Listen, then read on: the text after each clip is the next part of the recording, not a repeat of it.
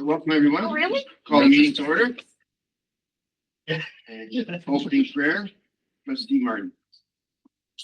Thank you, Mr. Chair.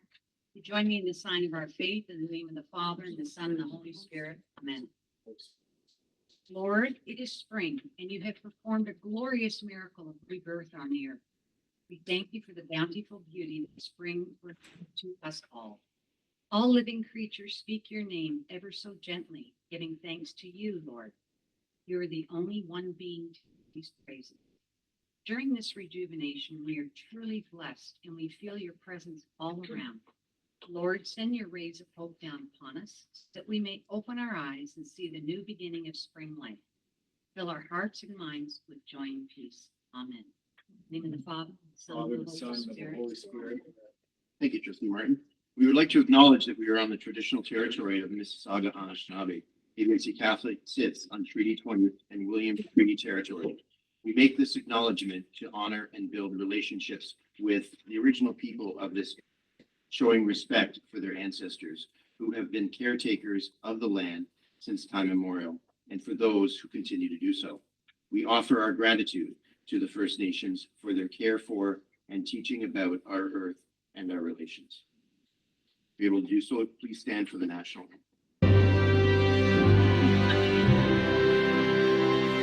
Oh, Canada, our home and native land, true patriot love in all of us command. Car ton bras s'est porté l'épée, il s'est porté la croix. Ton histoire est une épopée des plus brillants exploits. God keep our land glorious and free. Oh, Canada, we stand on guard for thee. Oh, Canada, we stand on guard for thee.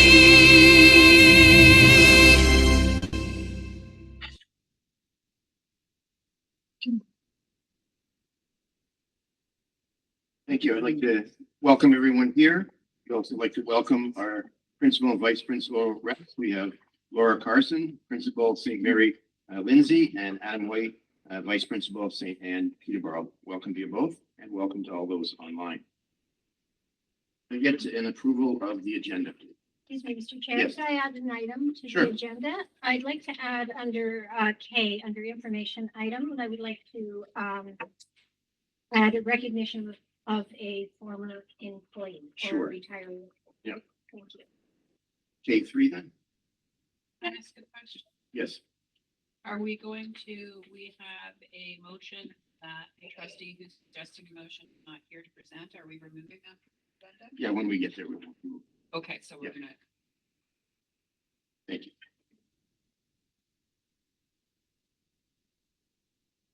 Okay, so the approval of the agenda with that item added. Trustee Leahy, Trustee Martin, all in favor? Any declarations of conflict of interest? Approval of the minutes from the regular board meeting open session held on March 24th, 2026. Trustee Martin? May I move that and just ask for a simple change? Sure. It notes that I left the meeting, but I'd like it to also note that I returned. That vote, do something come back. Great. Thank you. Do you see someone else's hand come up? Trustee Durst? just to, Second. second the Okay, motion. thank you. All in favor? Any business arising out of those minutes? Okay, moving on to B, we've got the recommended action for the student excursion. Page. The recommended action that the proposed St. Peter Catholic Secondary School International Excursion to Greece from March 8th to 17th, 2028 be approved in principle, and the trip will include mandatory insurance for all travelers, Such insurance must cover school board or principal rulings for cancellation of the trip. Could I get someone to move that? Trustee Leahy, Trustee Martin, and Good question. no question. That's for March 2028, is that correct? 2 years from now? Yeah. Mhm. Do we normally, I can't recall. Okay, thank you. Got it. Thank you. So do I get a seconder? Did you seconder, Trustee Martin? Yes. Okay, and then all in favor. Thank you. Trustee Leahy. Okay, thank you. 2 is from Trustee Tangay, the chairperson of SEAC. Oh.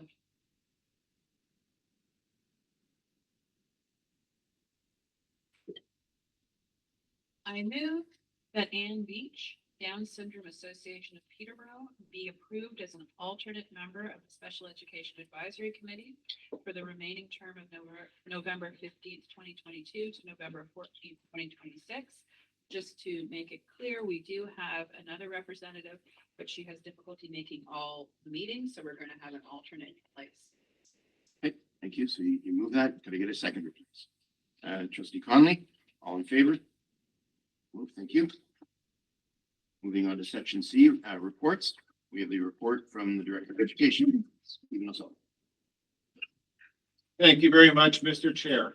And before I begin, I invite everyone gathered and all of our school communities across the board to join in a moment of silence in honor of the National Day of Mourning for persons killed or injured in the workplace, which is observed today. This solemn day calls us to remember all those who have lost their lives, been injured or made ill as a result of workplaces.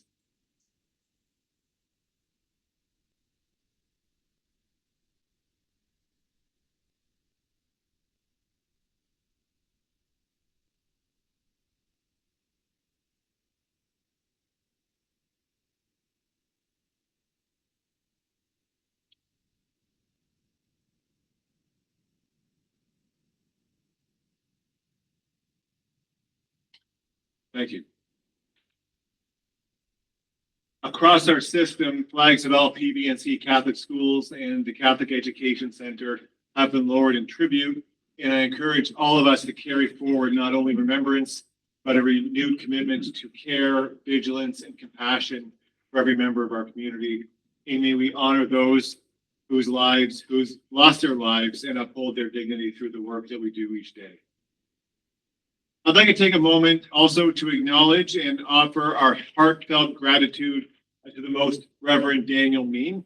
On behalf of the students, staff, and the Board of Trustees, we extend our sincere prayers and warmest congratulations on his appointment by His Holiness Pope Leo XIV as the 11th Bishop of the Diocese of London.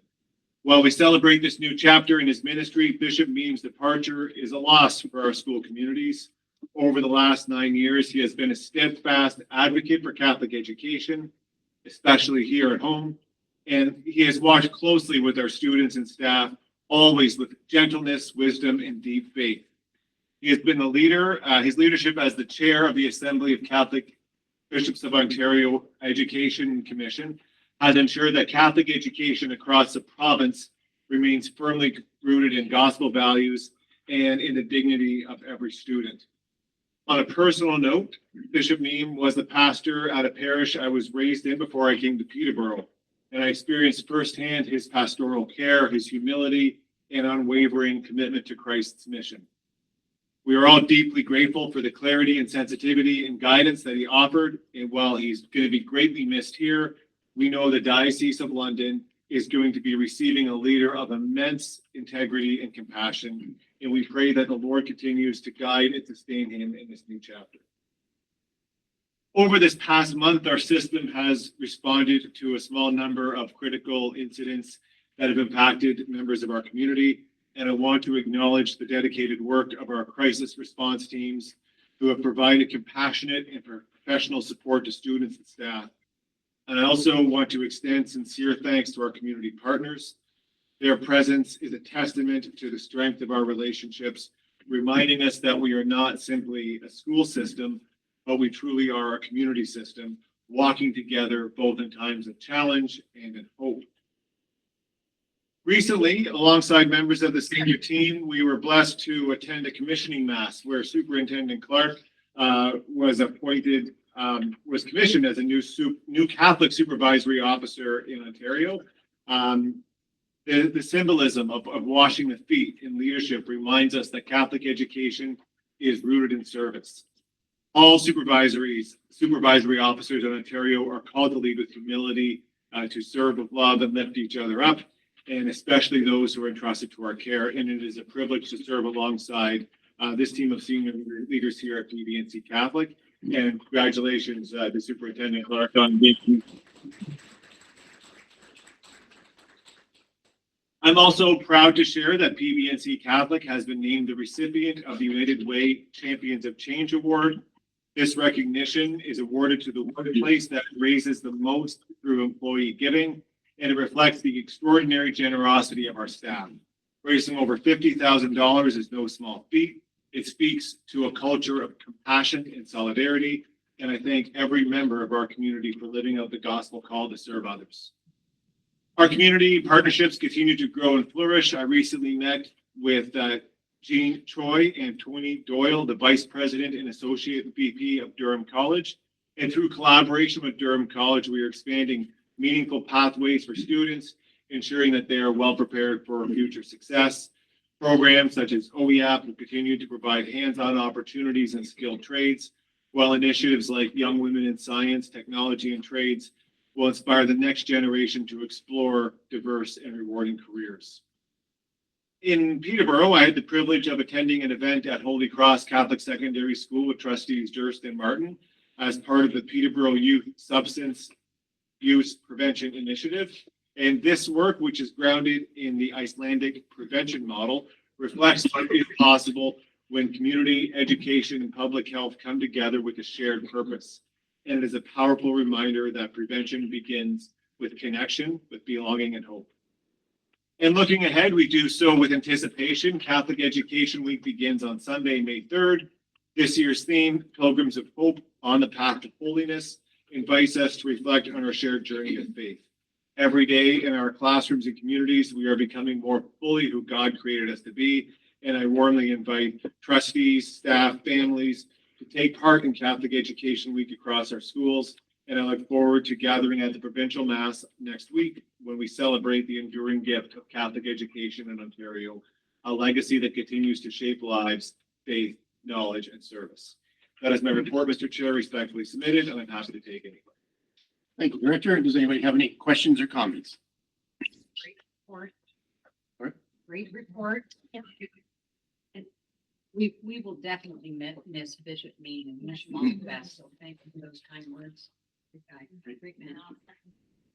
Any other questions or comments? Thank you. Moving on to my report.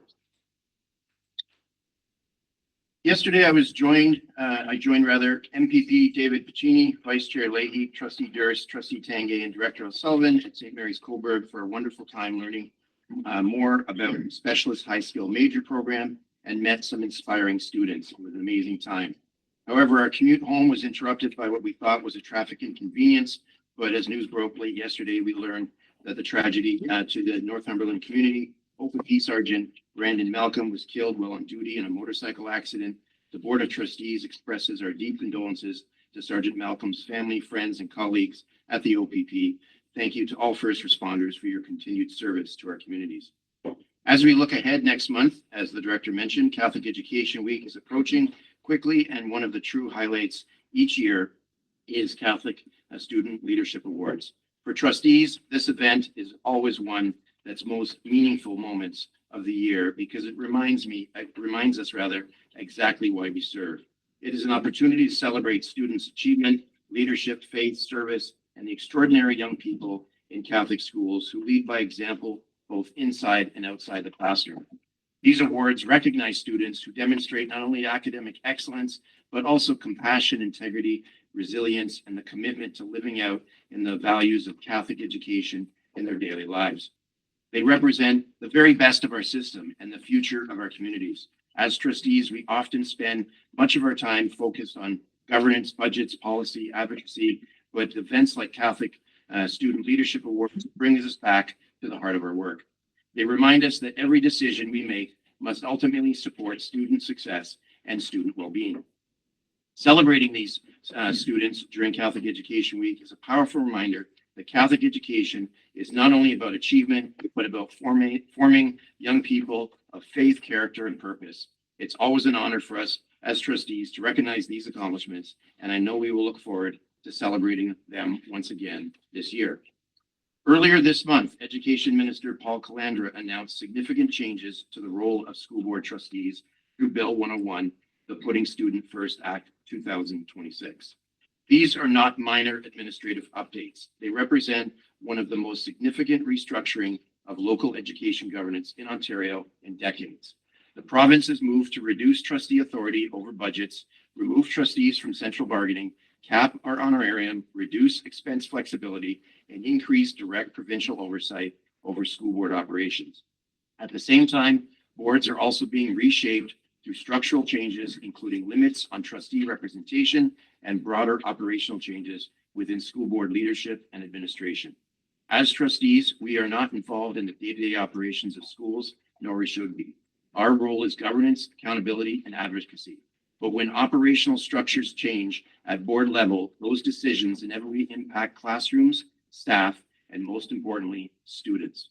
Change for the sake of change is not progress. Positive change must be measured by one standard alone.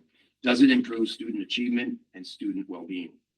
If these reforms create stronger support for students, clearer accountability, and better outcomes in our schools, then that is something we should all welcome. But if significant restructuring creates distance, confusion, or decisions that move further away from the needs of families and local communities, then we must be prepared to say so. As trustees, our lens must always remain student achievement and student well-being. Every government decision, every budget decision, and every policy change must ultimately answer one question: how does this improve the outcome for students? And that must remain the standard. So let me be clear, there is always opportunity to strengthen governance, accountability, and public trust. No one should argue against transparency or stronger oversight where it is needed, but the vast majority of trustees across the province serve for the right reasons. They are not here for titles, compensation, or political theater. They are here because they care deeply about students, families, staff, and the communities that we are elected to represent. Trustees are often the first call a parent makes when they feel unheard.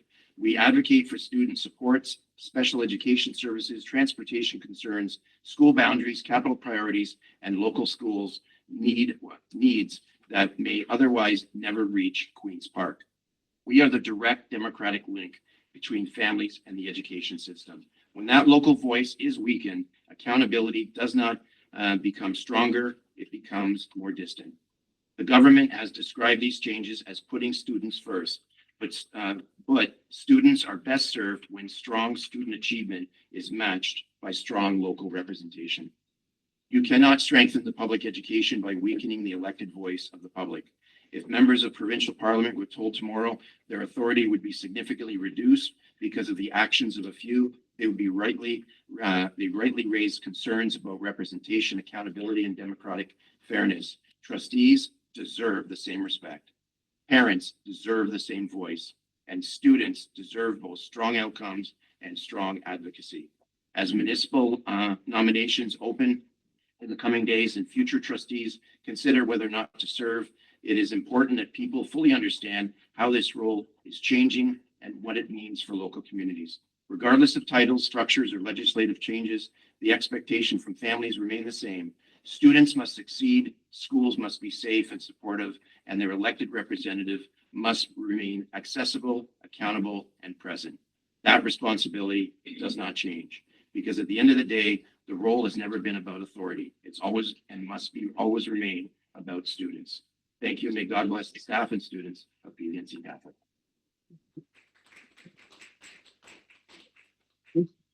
Yes.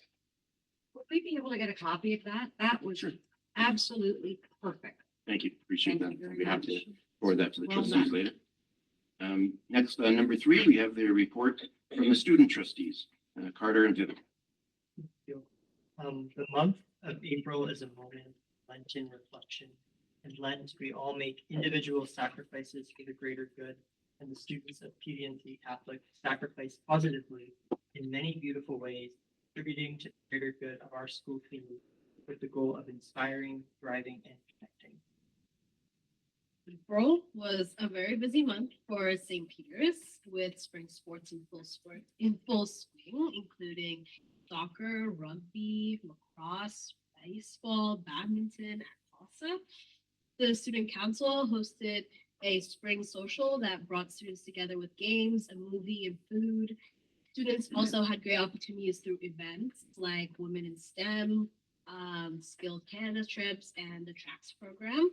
Initiatives like Think Fast, Red Dress Day, and Service for Seniors also helped support the community, while music students celebrated Platinum Win at the Kwanzaa's Music Festival. And overall, it was a strong month for school spirit and involvement. At St. Thomas Aquinas, students in French classes walked over to McDonald's to practice ordering items in French, and there was a grade 12 meeting for graduates to discuss upcoming important events. In sports, the badminton team had several successful tournaments. The track and field team began practices and their tryouts for the girls' softball team. And finally, to prepare for next year and to welcome grades, the Link team has begun their tryouts to find welcoming leaders as grade 8 students transition. At Holy Trinity, April was a busy and exciting month with lots happening across sports and student life. Badminton wrapped up with a few students moving on to LASA, while track and field started strong with early meets and even a broken record. Spring sports like lacrosse and girls soccer are now underway, and girls hockey celebrated a huge achievement, winning LASA gold and competing at OCSTA. Schism program stayed active with trips and events, including a theater visit, a construction expo, and a mental health summit presentation. Student leadership has been focused on planning June Spirit Week and Timepalooza, while clubs like drama are preparing for their upcoming production of The Addams Family. Other highlights included Grade 12 Day, the annual dodgeball tournament, and preparations for prom and the graduates. At St. Stephen's, athletics were strong, with the junior and senior boys rugby teams competing in several tournaments, and the badminton team heading to LASA, both succeeding and showing great sportsmanship. The St. Stephen's dance team participated in a competition where they placed 3rd out of 15 schools. The Royals have had a spirit-filled month, with Student Cabinet hosting their annual spring semi-formal and recognizing Autism Awareness Month by wearing tie-dye and bright colors. Student and Schism programs had various trainings, including first aid, CPR, and Envirophone, and students recognized Stations of the Cross, an important moment in our Catholic faith and of the Lenten season and Easter season, for a dramatic presentation. At St. Mary's, a balloon animal hunt was held around the school where students had the opportunity to trade their balloons for a full-size chocolate bar. At the Student Mental Health Summit took place where students attended an event at the CCC in Coburg to discuss progress that they've made within their school community. Students are also hosting an annual spring fling, which takes place in our school gym throughout the day. And looking ahead for next month, St. Mary's are excited to host their annual cultural day on the 6th. Students will have the opportunity to represent their culture by bringing food and wearing traditional clothing and giving presentations. And some of our trustees had the opportunity to join us last year and are definitely welcome to join again. So that's happening at Holy Trinity. Well, so Yes. you're all more than welcome to attend. It was Um, fantastic. It was. At Holy Cross, the Hurricanes have shown their spirit in many ways this month, including in social justice, where students are preparing celebrations and events for Asian Heritage Month. In sports, where the badminton, soccer, lacrosse, and track and field teams are preparing for their games and meets. And in volunteer activities, with many in-school and community events that help students earn their community service hours. The Hurricanes hosted a Special Olympics floorball event, a moment to show that sports is for everyone and that our school communities are for everyone. and students have created a mental health art demonstration with artwork created to be spread around the school. Today, the Student Council Liaison Committee welcomed our 6 new liaisons from our 6 high schools who will serve on the SCLC starting in September for the next 2 years. Liaisons elected PVNC Catholic's next junior student trustee will be Sophia Ender from St. Mary's. The first time a student from St. Mary's has been elected to a student trustee for our board. We are so excited to welcome all incoming, transitional, and outgoing liaisons for our final meetings of the 2025-2026 school year and all in the months ahead. We are privileged to be here at this table as student. We are privileged to be here at this table as student trustees and hope that through our presence, you're all able to see the ways PVNC Catholic students are rooted in community, formed in faith, and ready to change the world, and hope that regardless of all those proposed governance changes, students will always have advocates at this table through their student trustees. And we now invite any comments or questions you may have. Great, thank you for both of you. Does anyone have any questions or comments? Steve Martin. Thank you, Mr. Chair. I was at the meeting this afternoon, and I must say the interviews were phenomenal. We're getting better and better all the time, and you two did a great job facilitating everything, the voting, as well as the entire meeting. So thank you, and we're going to miss you so much. Let's not let them go at the end of June. That would be fair. Trustee Durst, I see your hand up. Yeah, sure. I just wanted to, through you, Mr. Chair, thank the 2 student trustees for the report. April sounds like such a busy month in our schools. And I love hearing about reflections on our activities that reflect our faith, our sense of community, and our sense of pride in our schools, and mostly the connections you're making with each other. And it's exciting to know we'll have a new student trustee at our table next year, Sophia Ender. So that's thank you for bringing that forward. And so I wanted to wish you the best in the last 2 months of school, because it's amazing how quickly that comes, right? It's May and June, and it will be Carter's last 2 years, 2 months at his school. Yeah, Stop so it. I know. Don't say that. Any other questions or comments? I know I, for one, I'm looking forward to the Adams family. I think I've already got my tickets. So Oh, yeah. I'm looking forward to that. So thank you again, both of you. Okay, moving on to number 4, and that's the report from the Manager of Communications, Mark Junta, for the highlights and system achievements.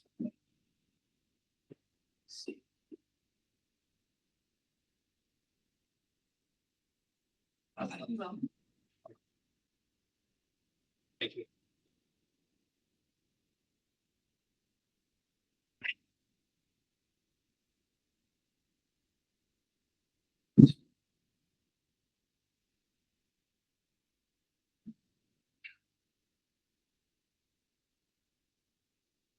Thank you, Mr. Chair. The Ontario Trillium Foundation supported Camp Kawartha's Reconciling the Land initiative with a $66,000 grant. So at the end of last month, a few of us were up in Curve Lake First Nation to celebrate this grant. The initiative is a partnership between PVNC Catholic, Camp Kawartha, Green Up, and Curve Lake First Nation.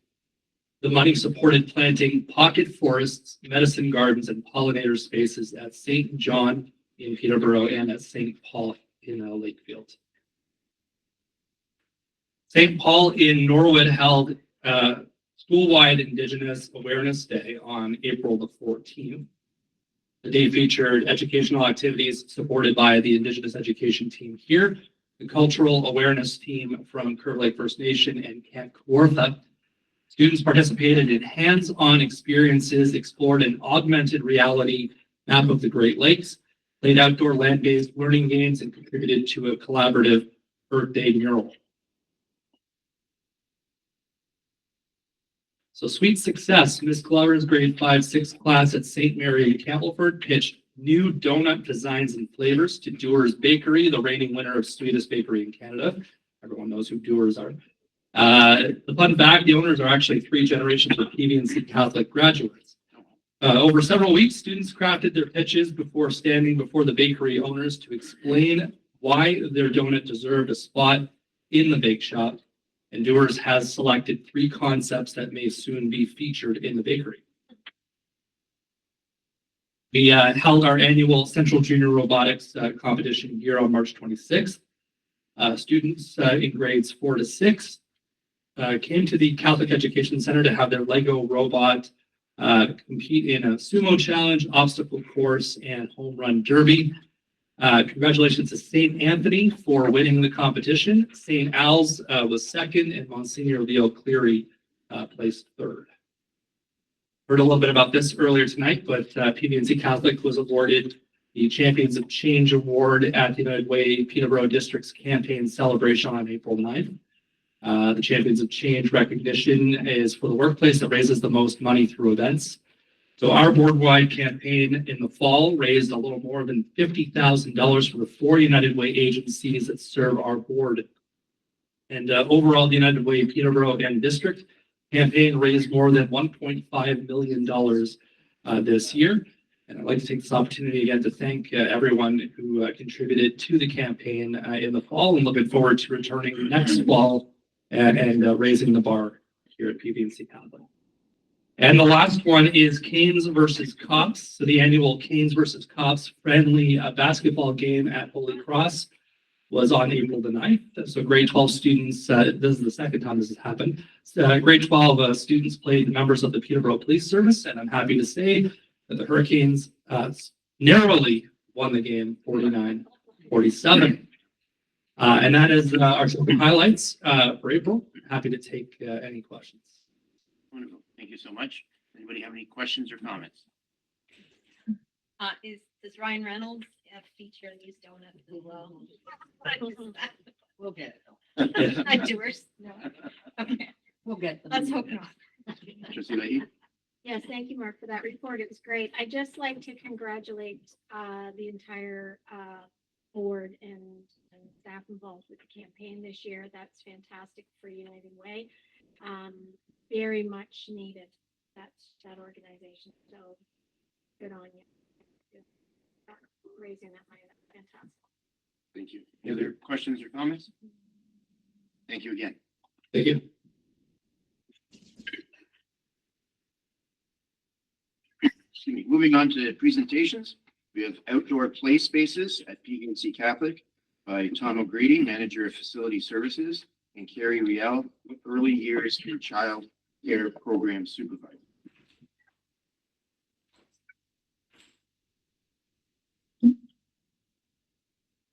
So thank you everyone for inviting us here tonight to talk about our outdoor play spaces, and more or less just to provide some opportunity for consideration, maybe some inspiration for our youngest learners that are out on the playground. Tonight, Tom is going to talk about, the expenditures, and I'm here to offer some research in regards to how we can think, like I said, a little bit differently about the spaces and the time spent outside with our children. Thanks, Carrie. Good evening, Mr. Chair and all. I'm here this evening to bring some information about our typical playground equipment, share some costs for purchasing, installing, inspections, maintenance, and repairs. I will also share some challenges with play equipment that a lot of our school sites are facing today. This particular piece of equipment on the screen, this piece of equipment was installed in May of 2024. It's a typical post and beam unit with metal and plastic pieces. It is accessible with a metal ramp to a platform with a couple of movable units to use. There are age use restrictions on all equipment, and this comes directly from the manufacturer. This unit is age appropriate up to 12 years of age. We also have restrictions on closing these units for safety during the winter months. Closures can begin early November and can last into April, depending on the ice, the snow, and the depth of frost in the surface materials. Units could be closed and off limits for 6 months out of the 10-month school year. The area size of this particular unit is 40 feet by 40 feet with a 6x6 timber surround and engineered wood fiber surface material. The total cost of this particular structure with freight and taxes was $158,056.49, just under $160,000. Our AP 619, playground equipment, installation and maintenance reads, all schools are responsible for raising funds for the purchase of playground equipment, and the funds must be in place prior to the commitment to purchase and install of the equipment. Schools may apply centrally for funds up to $15,000 to support the costs of ground cover suitable and in accordance with accessibility requirements for play structures. All projects do apply for this $15,000, and depending on the size of the project, the $15,000 may or may not cover the entire cost. The site prep and surface install for this particular unit was over $30,000. Moving forward, all play equipment is inspected annually by a third-party vendor. Total inspection costs are $21,153 annually. This cost is covered by the board. With inspections comes repairs. In 2024-25, elementary school parent councils paid almost $35,000 for engineered wood fiber top-ups for surfacing, and equipment repairs and replacements were pushing the $100,000 mark. So this is where the challenges are coming. All of our elementary sites have some type of play equipment, and the majority of this equipment is aging and it's end of life. Some sites are now being burdened with costs of $6,000, $8,000, or $10,000 for surface top-up and equipment repairs. If the school council has the funds, do they sink that kind of money into aging equipment with the fear of possibly receiving another invoice again next year for repairs? Do they close the unit down and remove it, knowing that it could take them 20 years to fundraise to replace it? This is a situation that a lot of our parent councils and principals are facing.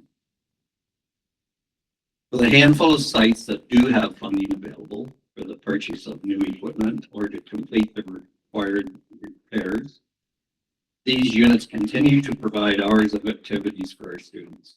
Although expensive, this equipment is safe and does entertain many of our children at a time. Thank you. Now let's turn it over to Carrie. So the question remains, how do we lessen the financial burden from our parent councils while still offering a more inclusive outdoor experience for our students? So a more naturalized playground, including more naturalized items such as log climbs and stumps and loose parts, can meet the developmental needs of children with less yearly maintenance and in most cases, no third-party inspections. And that's just simply because there's different compliance requirements, not because they're not safe or maintained or held to a certain requirement. A significant expense is spent on these large structures that may only meet the needs of only a very small group of children. A more naturalized playground can offer a more exclusive, equitable, challenging, and inspiring play experience for all students and educators. Research shows that on a traditional play structure, 80% of the physical engagement for large muscle play and fitness is performed by only 40% of the children. And that would be the most agile and the most physically fit. While 60% of the children, so the physically and socially challenged, are almost completely sedentary, most which avoid climbers completely. And when you think about some of the climbers that you look at, there's a game that children play called Grounders, where they actually are on top, their eyes are closed, and they're playing a kind of tag. And from that, they actually don't move the whole time that they're on there. So it kind of defeats the purpose or the expectation we have of our spaces. Some common misconceptions are that climbers are good for physical activity and keep kids moving. Average time that a child is engaged in spontaneous play on a traditional posted platform structure is 19 to 22 minutes. The average time is almost 3 times greater in a more natural playground with more open-ended materials. So how do natural playgrounds support keeping kids moving? Children use large muscles similar to climbing when they dig in sand, walk up hills, or on uneven ground and throw balls and build forts.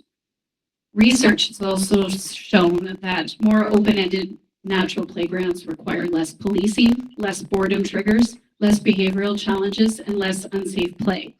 So also you see when you're not so much on our school playgrounds, but if you're in a public playground, There's always those children climbing on the outside of the slide, and there's the children climbing on the top of the roof. And that's because they've already mastered the skill of what that climber is intended to, so they keep challenging themselves in less safe ways.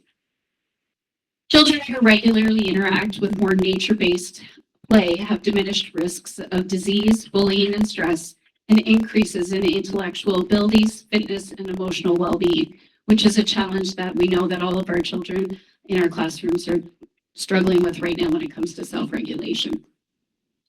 Play meets with more natural loose parts provide engagement with all 5 senses, as well as kinesthetic sense of place, a sense of wonder, and include outdoor classrooms, spaces for quiet contemplation, creative and dramatic play, fine motor engagement, balance, agility, gross motor, and cognitive engagement. Natural playgrounds also provide a place of mastery for every child of every ability, a skill referenced in PVNC's guiding resource, The Third Path. This is one of the first times in history where children have shorter lifespans expected than their parents due to the drastic increase of sedentary lifestyles and lack of nutritional food in childhood diets. Average screen time right now for children 8 to 18 is now over 52.5 hours per week in North America. These problems have occurred while we've sterilized playgrounds, purchased play through catalogs with short-term risk assessments taking precedence over risk and benefit analysis.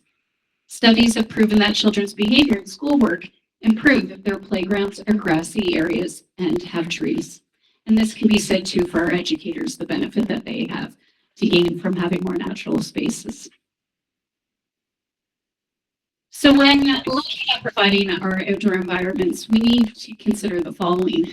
Have we given children the opportunity to connect with nature and the elements of nature, to play with water and sand, to play with loose parts, to climb, roll down hills, grow plants for tasting and smelling, play instruments, read, dig, play running and hide games, balance, draw, play sports, and pretend play? And if you were to think about your own childhood, to think about the moments that you connected to most to nature in regards to those pieces. So what exactly are loose parts? So loose parts are open-ended materials that can be used in a variety of open-ended ways, and they can come to low or no cost, usually via a specific donation request from families. However, they also are carefully chosen and vetted for safety of our children. It's not just a collection of people's cast-offs, but with intentionality. And these are given with consideration to the dispositions of our learners in our schools. So maybe some classrooms could handle playing with ropes. However, some other children may not be able to.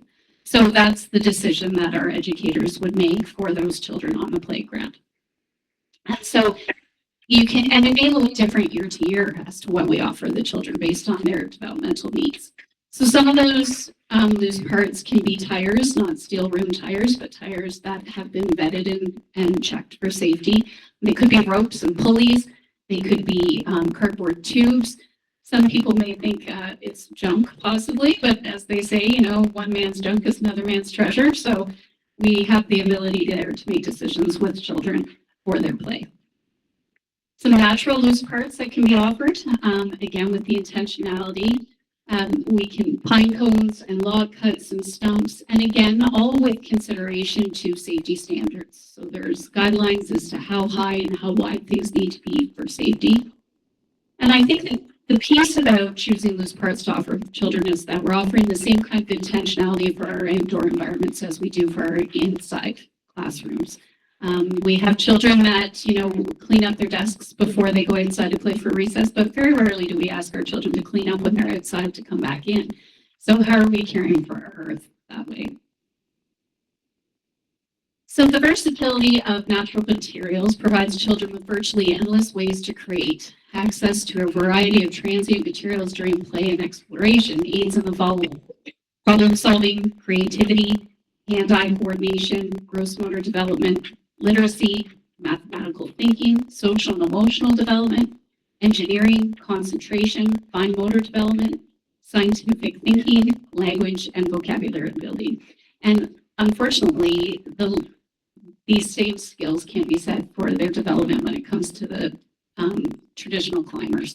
Just don't have the same opportunity. It's pretty one focused. You can have lots of vocabulary, development, conversation, a little bit of risk taking and large body movement, but for the most part, we're missing a lot of these experiences for the children. So it's just some examples of what we've done in the past within our spaces. So this experience happened at St. Patrick's quite a few years ago now, but the one up in the top left lives with ASD, and she actually had poor tone in her gross motor development, and so she was actually given some tires to push around if she decided to do this. It wasn't guided to her, sorry. But in that experience, they had to try forever to be able to find a way to engage her in a big body movement. And she just really liked to sit around and watch everybody else and what they were doing. She was hesitant to engage. However, the tires were a medium that she wanted to engage in. And so that was, and they saw leaps and bounds in terms of her occupational therapist at the time, was able to see leaps and bounds in her development and her muscle tone from that experience.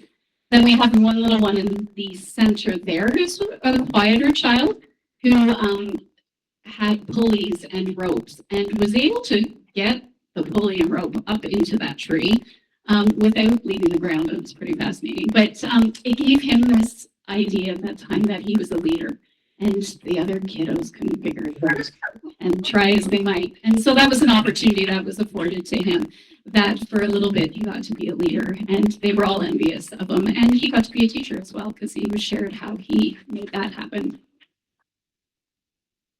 This next experience happens at St. Catherine's quite regularly. There's a public space at the back of the playground that classrooms use quite regularly. And so this group here had created what looks like a fort. They had sourced all of those logs and trees from the environment there. But what's interesting about this is our bodies are actually hardwired to touch natural items as opposed to plastic and metal. And so with these uneven branches, they actually provide an experience that traditional climbers can't. So we all have different sensors in our hands, and that actually the experience of, and everybody knows those children that play on the monkey bars forever that have calloused hands. And it's always in the same spot because that's the contact point. Well, the uneven surfacing of the wood and the limbs actually engages more muscle development, and that will lead to supporting writing with a pencil. And so it does have this biological need that we have innately. If we don't provide those experiences, then they don't get to ever practice those skills and develop to their fullest potential. So we do actually at PVNC have a policy supporting the use of loose parts.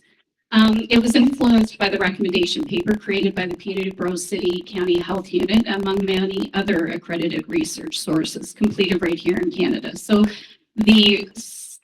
all of the resources that I've cited here today are all Canadian in their context, which Canada is leading the way when it comes to natural playgrounds and risk hazard play analysis for children. And the Health Unit's position paper that they did was actually created in conjunction with Superintendent Julie Selby and Tom as well. They gave their input into that. And it was done in 2018, but it's still been referenced across the province. And I was at a conference down in the States, and they actually were speaking about that position statement even down then. So you guys are well known internationally. So PVNC, as I said, we do have a policy supporting the use of loose parts, and it was influenced, as I said, by this paper as well as others. So it's the importance of providing all students with the opportunity to play in the natural world. Loose parts play with natural elements such as sticks, pine cones, logs, stumps, mud kitchens, sand or water walls, learning gardens, etc. Provide experiences to further exploration and open-ended play. Natural playscapes provide unlimited opportunities for inclusiveness and creativity, are gender neutral and accessible to a wide range of ages and abilities. Careful consideration must be made when offering natural materials to students. Principals and staff must carefully consider students' competencies and provide due diligence in inspections, supervision, and safety when providing loose parts to students. This was an important acknowledgement for our school board. Few school boards in Ontario have such a statement, But the number is growing as understanding increases about the importance of creating many opportunities for learning for students inside. So the question may be, what as trustees you can do? So number one thing that you can do is become informed of the latest research. And there's lots available that I can provide as well. But being able to be that voice for a different alternative. So generationally, bake sales and dance-a-thons aren't, trying to raise hundreds of thousands of dollars for climbers, but we're able to provide an experience that's more inclusive for our children. And other than that, that would be it. If you have any questions, we're open. Yes. Thank you very much for your presentation, both of you. Trustee Tangi, and then followed by Trustee Martin. So I have a couple comments and a couple of questions. Comment number one, I think if there was lots of money everywhere and we could put in lovely big playgrounds and maintain them for all our schools, that would be lovely. We can't do that. You guys are very diplomatic. It's not feasible for almost all of our schools. There might be one or two outliers to fund playgrounds. We don't get money from the ministry, and we don't get enough money from the ministry for our special education, our transportation, to cover supply teachers. You can't put all of that subpar to having this fancy big playground. We can't be advocating to the ministry, give us money for this, when there are so many more essential needs that need to be met. I have said before when I was on CPAC, and I'm going to continue to say, I think our parent councils need to be informed. They grew up with the traditional post and beam climbing structures. You say naturalized environment now. It's hard to understand for them what it is. I've said before, I think we need a catalog of things, ideas. Okay, tires. Here's some things you can do with tires. Here's the cost. Here's where you can source them. I think that would be very helpful for parent councils to have, to see pictures of things in action. I know you've seen lots. I know Julie's got lots of experience with it. It can be a wonderful place. You can get a great big tire and give them a bucket of dinosaurs from the dollar store, and they can play for hours in the great big tire with a bucket of dinosaurs. And that's a beautiful way to play. It's communication, it's thinking, it's make believe, it's all great. But we have to make it very plain. Here is what you can do. We can't just talk in broad terms. We have to talk prices, and we have to give them examples. The other concern I have is the personnel it takes to organize, collect, clean, and distribute and maintain these small parts. Like cardboard tubes outside are going to last for like 10 seconds. However, a bucket is going to last for a lot longer. You can do tons of things with those 2-liter pop bottles. We won't talk about the pop that has to be drunk to get them, but 2-liter pop bottles, but they only last a week. And then they got sharp edges. They're cut. You have to switch them out. So much like our food programs in schools that take personnel to maintain them, and we don't really have the time in an EA's day or a teacher's day to do that, this kind of playground also requires that kind of attention to maintain it and upkeep. I'm a big believer in them, but that's just reality. Who's going to look after so that we don't have bits of garbage left over from our small parts flying around? And the other one I just mentioned to Tom before, we have some kindergarten yards that are completely cement. It is hard to make those kindergarten yards friendly to our little people. There's lots of scraped knees, scraped elbows. We need some soft surfaces for kids to sit down and play, to get together and talk. And I think we need to look as we're building new schools and as we're renovating that we don't create yards that are strictly cement. It's not fun. It's just not fun. And you can bounce a ball, but if you're in a little tiny yard and you're a good kicker, you can knock the little kid over there right down, boom. So there's safety concerns, and there's comfort concerns, and there's being hospitable concern. And I thank you for your presentation, because I think this is a big mind switch for people of a certain generation to make, from the big climbers to the naturalized environment. I think it's a great one. I think anybody who's brought their kids to the beach and watched them play for hours with a shovel and a bucket knows the value of naturalized play. So I appreciate it. I really think we need to do a better job communicating specifics to our parent council. Thank you, trustee Teague. Trustee Martin? Thank you, Mr. Chair. I'm one of those generations that didn't have that play center growing up. We played in dirt and with the wood and trees and sticks, and we were all fine. That, the one thing that you said, 21,153 annually inspections, is that on each? I'd be scared there. No, that's for, and we actually, that includes our high schools too, because they inspect gymnasiums at the same time. So we do our gyms, the same company does gyms. I'm very much interested in the natural thing. I know that, and it takes a lot of upkeep with them. The wood that's used in those, is that pressure treated wood? In the natural spaces? No, not, sorry, I thought you were talking about the climbers. No, it's just natural. And the greatest piece about that is the fact that it comes with bark, right? And that is the perfect fine motor development piece for children to go and they'll pick every piece of that bark off and that's okay. But no, it's not treated, but it is natural to the location to which it's purchased. So again, it's all smooth and it's round edges and all those pieces, but no, it's specific species that don't decay. And if they do, it's over 30, 40 years. So, Okay. can I just follow up on you with that? It would be logs that are found, Yeah. right? And you could chop them up so you have like your own Lincoln logs to build little things with, or it's the actual log itself with the ends. Somebody's got to, again, sand those ends down so they can play, but it's just natural Yeah.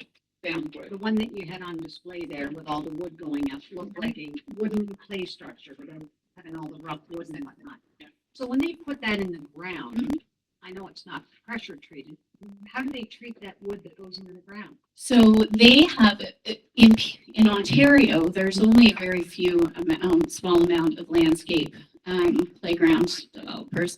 And one of the key ones is Bean and Stock, and he kind of created this. He's out of Dundas. And they just look at what the ground surfacing is around it so it doesn't hold water, so it doesn't then decay as quickly. He's all about the foundational work that gets put into it to ensure that it has the longest life possible. And there is some maintenance. I think that's kind of, when we say it's just a different kind. It's more not, it's things like tilling up the wood chips. So when they do break up, it creates more of a spongy surface. So as the years go on, it gets softer and softer to handle that fall. It's those type of simple things as opposed to, having to take off the slide that comes off a lot of our climbers. It's the first thing to go, unfortunately. Just because the welds break or they rust or whatever that case may be. So you think about how long a piece of wood will stay in the woods before it decays. Like it's decades, right, before it breaks down. So it has that ability to withstand that. If I may, and the one it didn't click with me that kids are not, they wouldn't be able to play on it except 6 months out of 10. That I never even thought of that before. That is new information in my brain. And it's mainly because of the surface material that's froze. Well, I like your idea better. Playground. Thank you. Trustee Teague? So these companies that do, you said there are a few companies that deal with naturalized playing ground. Would it be cost effective? Because I imagine they don't come cheap. No. Would it be cost effective to ask one of these companies to make up plans that, 3 different plans of 3 different structures that could be built and have them be able to be distributed to our parent councils so that if they choose to, they would have instructions and sort of a blueprint of how to construct those. And I actually can speak directly to that. My experience has only been with Bean and Stock. I keep joking that, like I said, that I work for the company, but I really don't. But my experience has been with that because it's based all on research, which is fantastic. But the piece to that is they will provide you with a blueprint. Sit down, talk to the educators, talk to the children, and they will give you an itemized list of all the components that are necessary, the steps to which you would install them, and you then own that blueprint, and you could offsource that to, you don't need them to install it.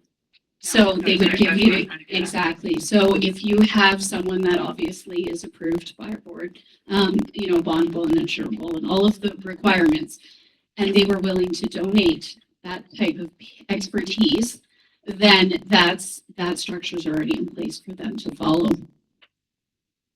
Does it, so they'd have to be bondable, and we couldn't have parent councils based on those blueprints, construct them and then have them safety checked after the fact? No, they would have to have the proper insurance and WSIB to be on their property. So would That's that the- end up being significantly cheaper than the install price of a more traditional one, or would it still end up being like $10,000 to get it installed or $20,000? It's expensive to It is, install. yeah. It's, That's problematic. yeah, but it's the maintenance and repair and the longevity of it all. I get it. St. Anthony's has had a slide that's been out of order for probably 10 years because it costs $8,000 to replace, and they didn't have it. So at Holy Family was the first installation that we've done as a board. And I don't know if anybody's been up there, but they did some cribbing around. They did some wacky posts, that's gross motor play. They've done a chalkboard. Trying to think, there's two other components that they've done up there. Yeah, there's a shade shelter, you're right. And there's some social spaces. So there's some furniture that's been built up there. And from that, I guess the piece is, again, like you spoke of, the maintenance of it. You don't need to have, but you're able to provide something for every child that's there, which is different than the climbers. But the long-term ramifications of terms of the upkeep, that's not going anywhere. These are 3-foot wide posts that, the wood that it's built out of.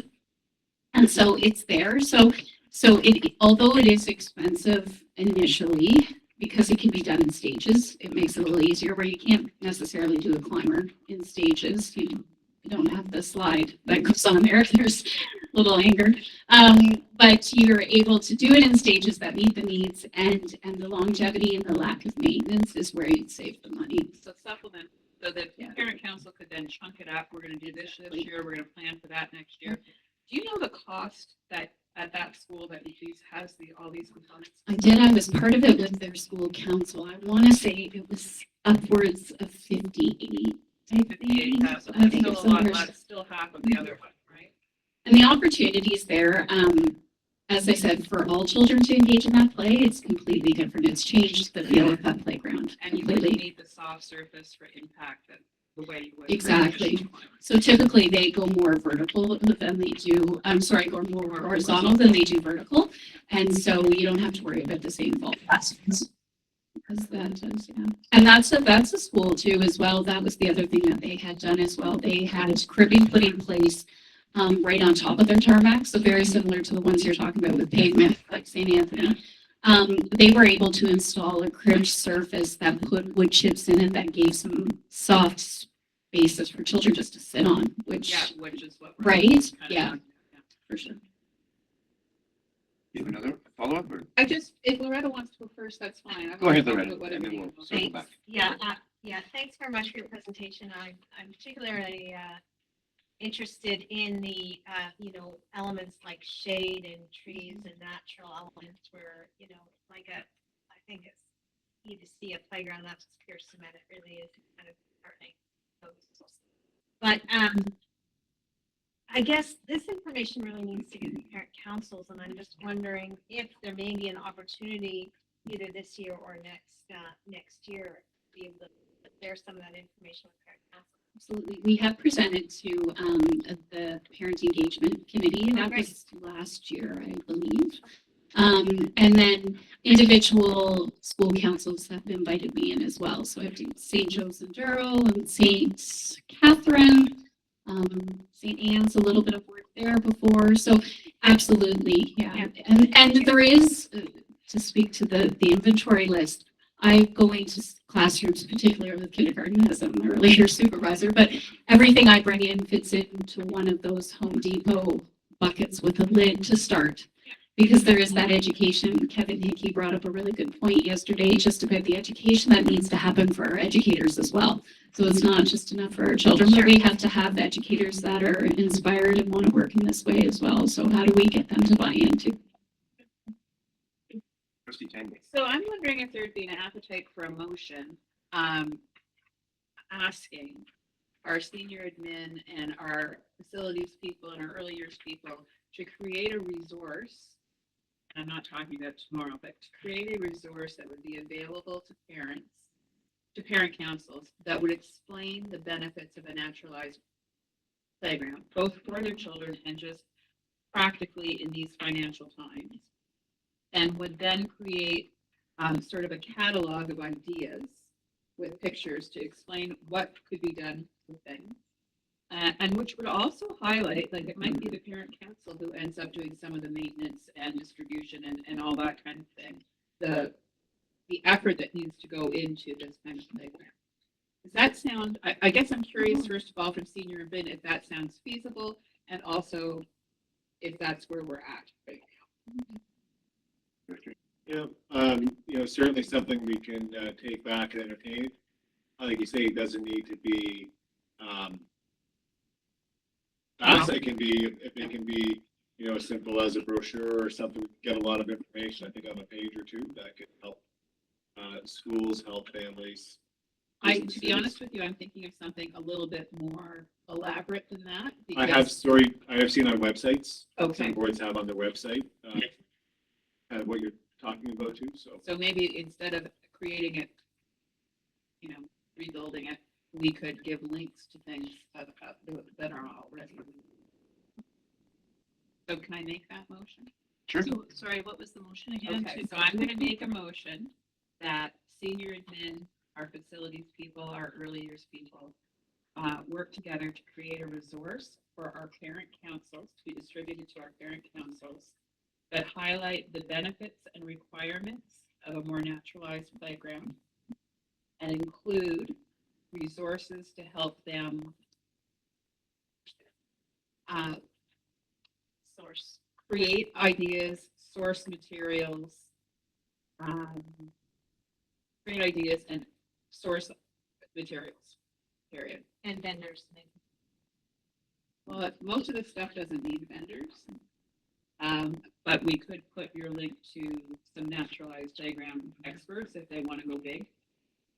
So trustee Tanguay has made that motion. Could I get a seconder, please? Trustee Leahy, any further discussion before voting? Okay, all in favor? Does anybody else have any questions or comments? So, Tom, you're talking about the lifespan of the playground. What is the lifespan of a traditional playground? We have, our typical post and beam, I think, have been around for about 20 years, like the new styles. So, and they're starting to fail. So, the warranty is certainly well off them. I'm going to say around 15 years, they start costing more money than what's left. Right, and thank you for that. And then you said it is about 160,000 for a post and beam one, but a naturalized one's about 58. What would be the upkeep or the add-ons that you have to continually buy, the buckets and that sort of thing, and other maintenance or inspections or certificates on an annual basis in comparison to the post and beam?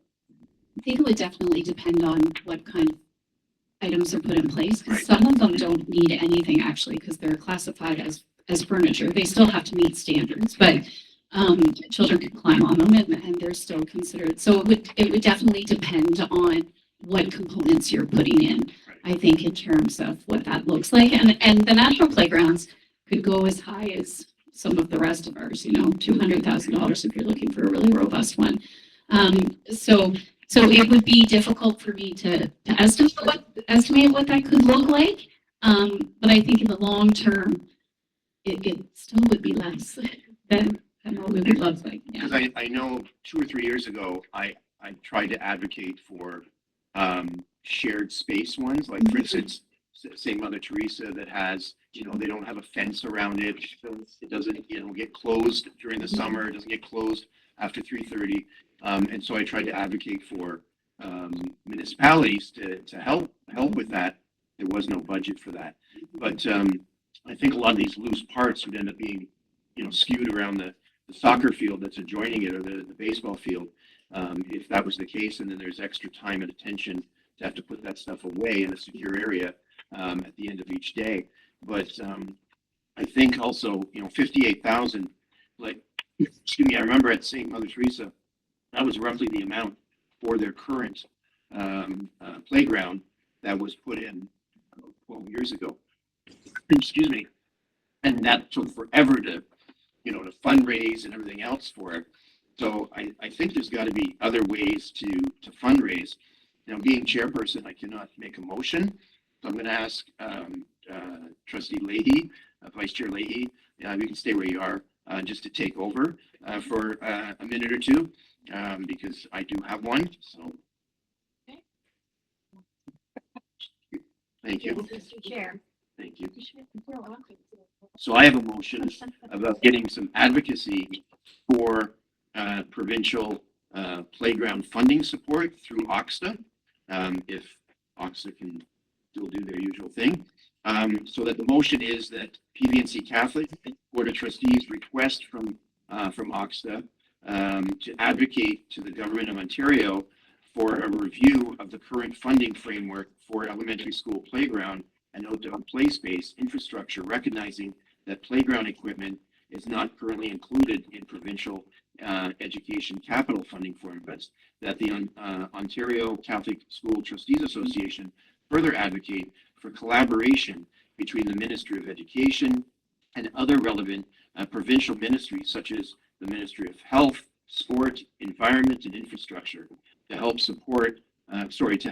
explore sustainable funding opportunities that support student well-being, physical activity, outdoor learning, and equitable access to safe outdoor play spaces for students and communities across Ontario. We currently have a motion on the floor. Yes, I will. Yeah. Sorry? Is there any, so we currently have a motion on the floor. Do we have anyone who'd be interested in seconding? And I just have a comment. Are you prepared to second it and then we will discuss it, or you can add comment? Sure, I'll second. Okay, Loretta has seconded that. Okay, go ahead, Loretta. I'm just wondering if, is that something that we might bring to OCSTA? Like, I don't know, is that an appropriate thing that, when we have our annual Resolutions. yeah. Yeah. Little short notice for this It one, would but be yeah. for this year, but Yeah. yes, maybe consider that for next year, but certainly I support the concept, review of the funding for finance. Is this something that you'd be prepared to continue discussing and then approve for recommendation next year, or? Yeah, I'd be okay with that. Yeah, depending on the temperature in the room. I have concerns about the motion, because it looks really good to put in playground stuff because it's very visible. We don't currently fund what our kids need on a daily basis inside the building. Don't have the funding for that. We don't have the funding to get the kids to school. We don't have enough money there. We don't have the funding to, when somebody is ill, a staff member is ill, play for the supply costs. And we don't have the funding to meet all the special education needs that our kids have in the building. I have a hard time asking for playground money when we don't have those essential needs met. And I further think that if you did a combination of installing smaller modules of naturalized playground and then combine that with some donated materials that kids will sit and play with, like a tire and a bucket of dinosaurs that would cost $10 at once. There is a feasible solution to that without government putting more money into our playgrounds. It has always traditionally been a parent council responsibility to provide our playgrounds.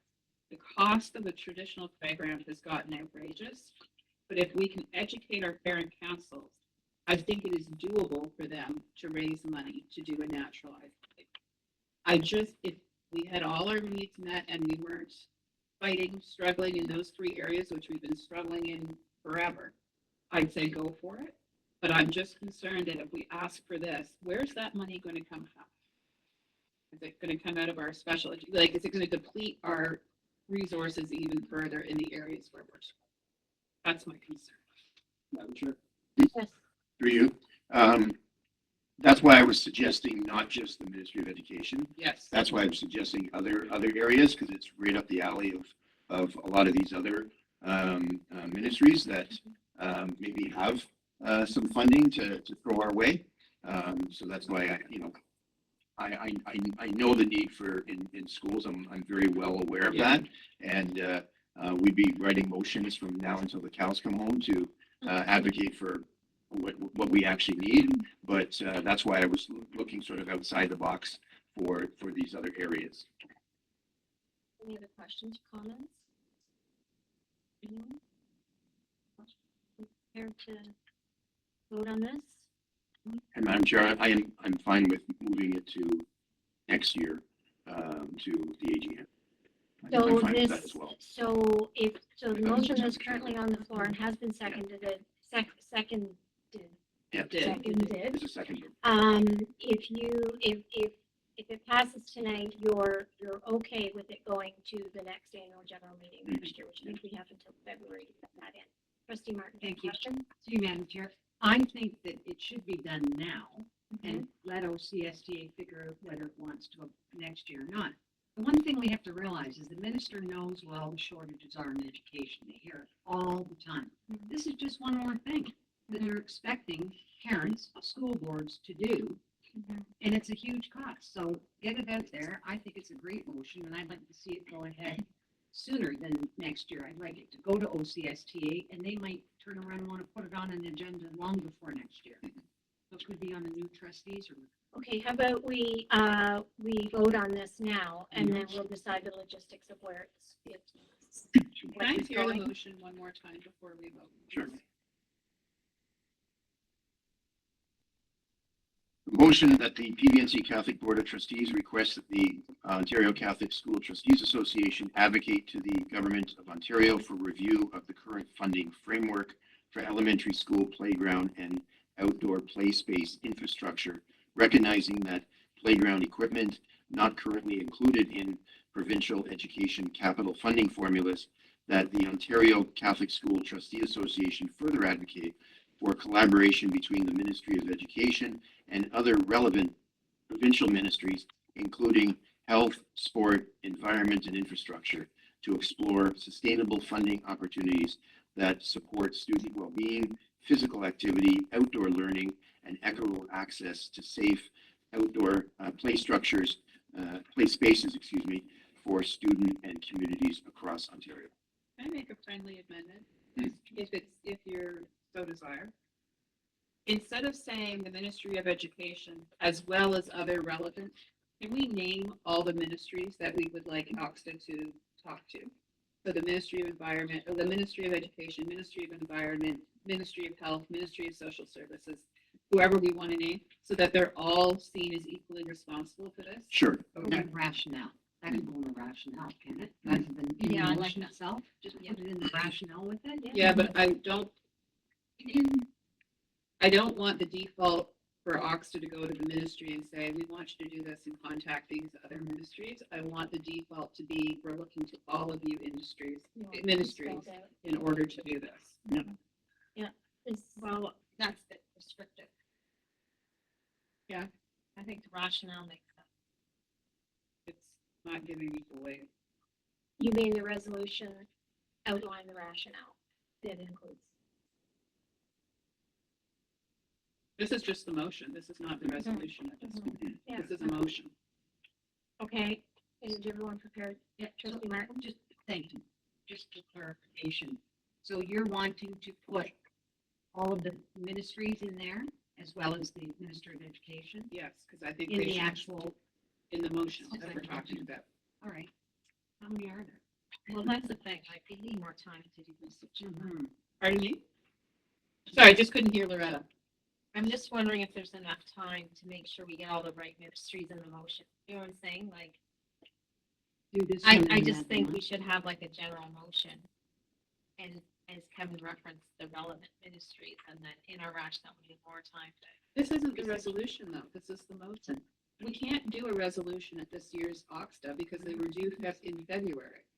This is just a motion. So this motion will be the start of the resolution. Exactly, and we can I understand finesse that, the but- wording. May I Yes, ask Trustee what, Martin. what Brett and I are saying is, that's fine, you have a motion. We're not looking at resolution, we're looking at the rationale, not a resolution. So if you have to the ministries, and then in the rationale, you write out all the ministries. But Yeah, instead of writing, so you could say to pertinent or relevant ministries instead of naming them all, and then name them all in the rationale. There you go. I'm good with that. That's a good one. I like Trustee that. Conley? Sorry. I know it's Can we confusing. put that that's in, why. Madam Chair?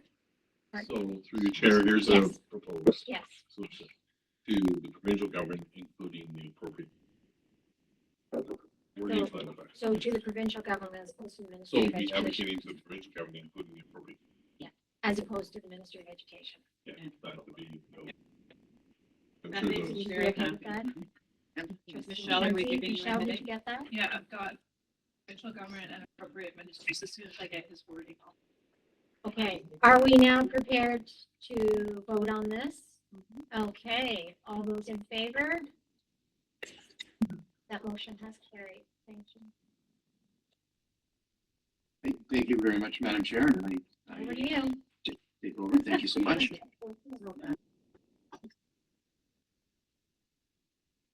Yeah, that was a great conversation. Thank you to both to the No, both of you thank as you well. very much. That's great. That went places you didn't think it was gonna. Very, very good presentation. Thanks again.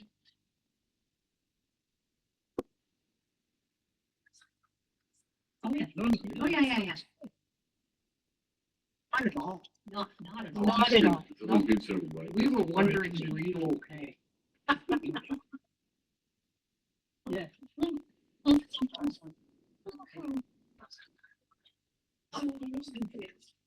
Listen, I'm a little confused. I'm a little confused.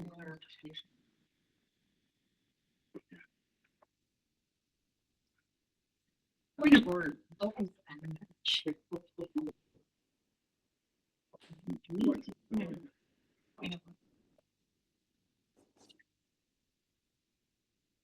That was very. Okay, thank you, everyone. Moving on to number 2 in the presentations, we have Faith in Action. Julie Selby, Superintendent of Learning.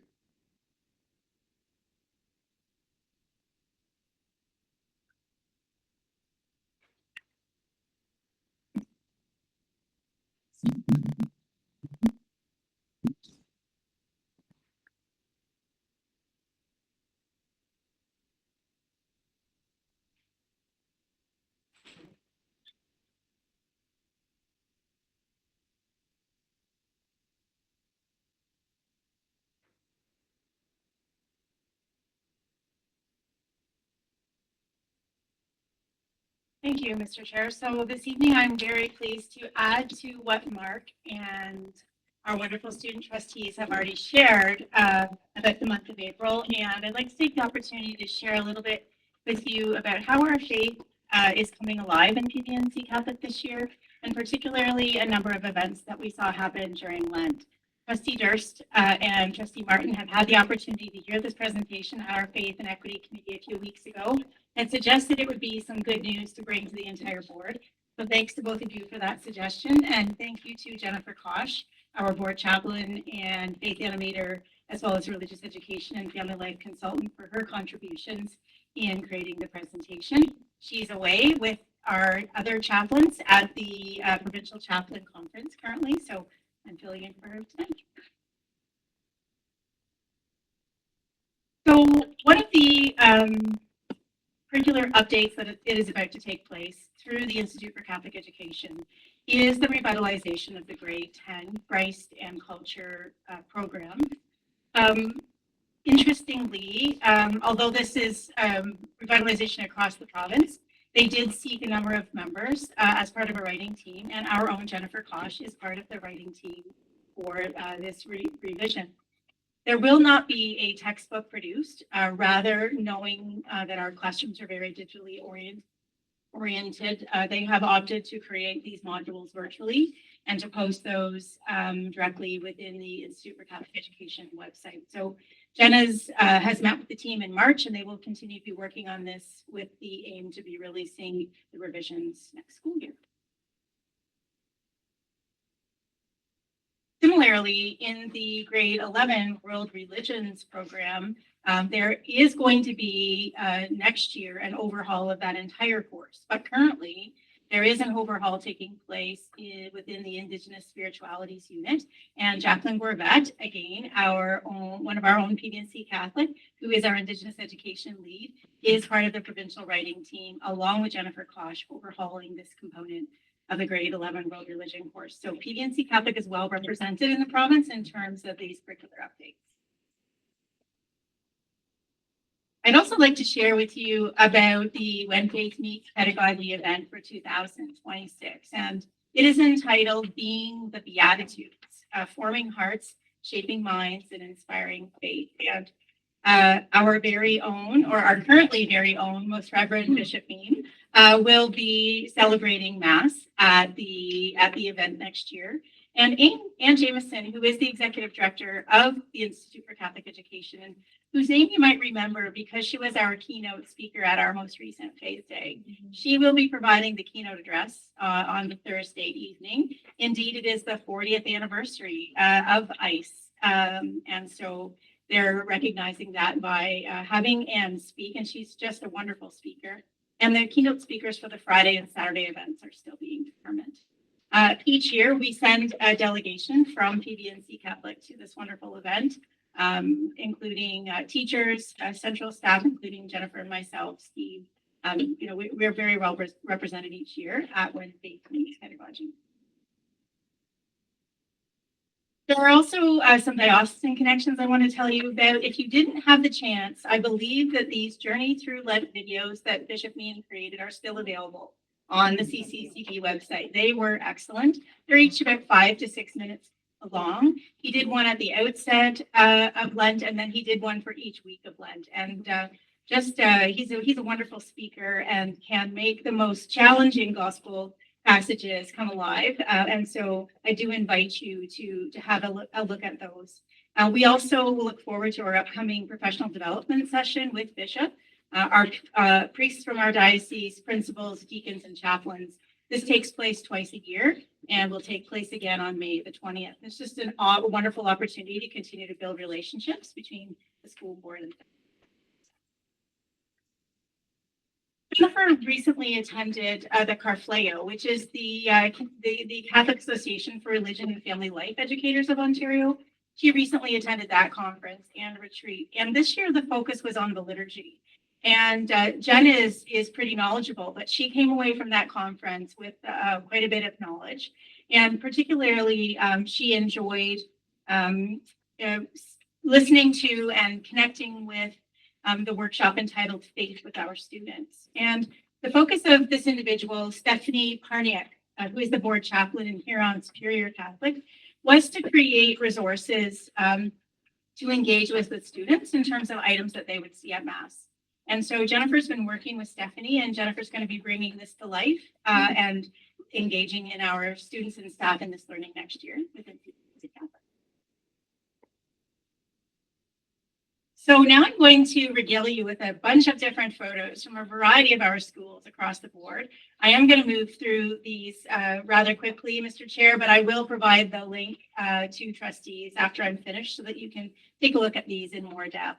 But we do have just some incredible service, really bringing those Catholic social teachings to life as our schools walked with Jesus toward Easter. And so here at St. Stephen in Bowmanville, you see a number of students who wrote Easter cards to members of retirement communities and who were handing out cards as well to members of the underhoused or homeless community, as well as providing little Easter treats for them. There were a number of students who took part in Think Fast, which is a program, interactive social justice program offered through Development and Peace.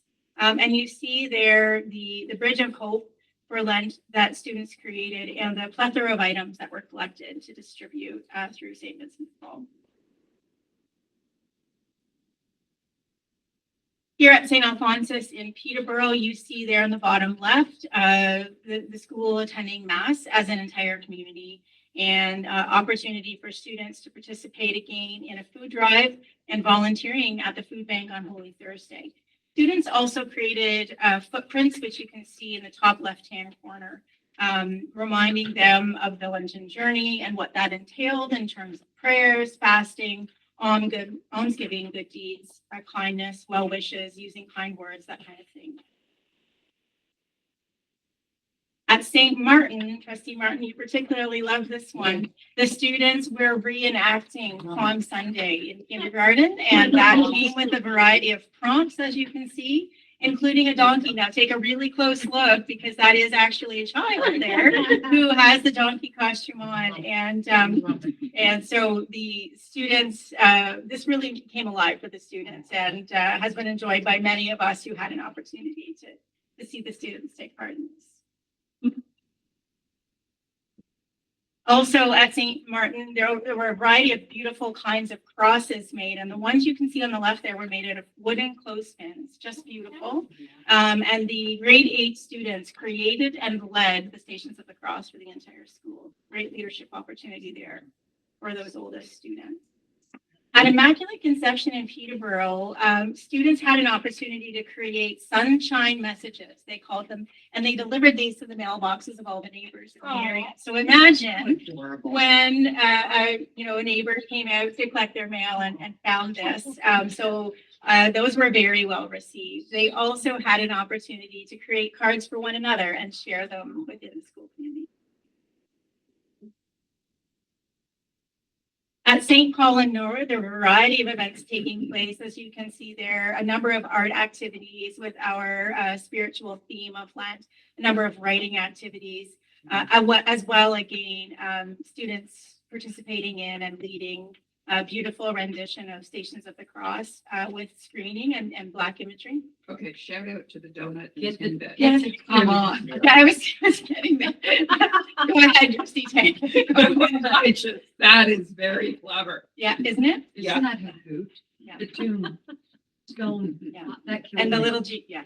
Yeah, little Yeah, Superintendent Piggott might have a few of those Jesuses adorning her office. Oh, there you go. Take a look someday, you might come across them. Thank you. Again, St. Teresa and Peterborough, grade 7 and 8 students created and led the Stations of the Cross for the entire school. And at St. Paul and Peterborough, you can see that it was a literal way of the cross that moved its way through the school, throughout the hallways, while groups of students were lining the walls and watching.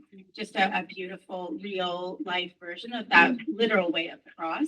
There are also a number of cross makings that you can see there and displays throughout the school, as well as on the front sign, which is really stands out as you drive up Hilliard, and it's still there. I was there today, it's still on the sign. Just the idea that they walked with Jesus as they prepared for Easter.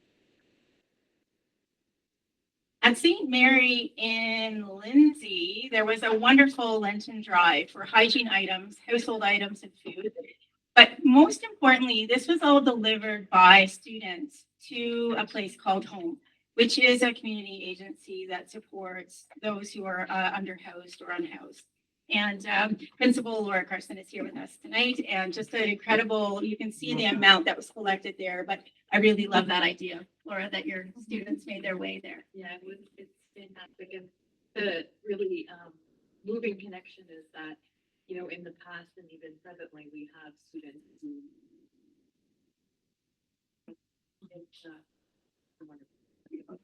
Thank you for sharing that. Really nice to do during Lent. We do a lot around the holiday. It's beautiful. At St. Mother Teresa and Curtis, you can see some similarly fun things happening, as well as St. Elizabeth in Bowmanville, where there was a lot of art that adorned the hallways there. At Holy Cross here in Peterborough, there was a somber and moving rendition of the Stations of the Cross as well for the entire school community, held in the gymnasium. And at St. Joseph in Coburg, again, you can see students reenacting, as well as a variety of items collected from that school community to support those in need within their. At St. Peter in Peterborough, there's a beautiful shot there of the chapel where there is a class taking part in Mass there and in their learning, and Rico is our chaplain there, and it is a lively, lively spot. And students had an opportunity also to participate in Think Fast at St. Peter, as well as in Stations of Cross.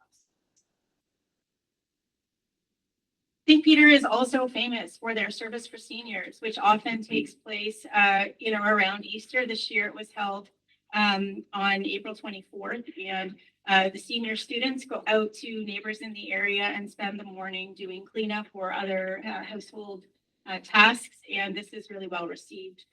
There are a number of elderly residents or residents who need support in other ways that live in the vicinity of St. Peter, but they do also travel quite a ways to engage and support neighbors that might not live directly in proximity to the school. So this is looked forward to by the community each year. Like a Mimi? No. Well, you might be pushing it there. Trustee.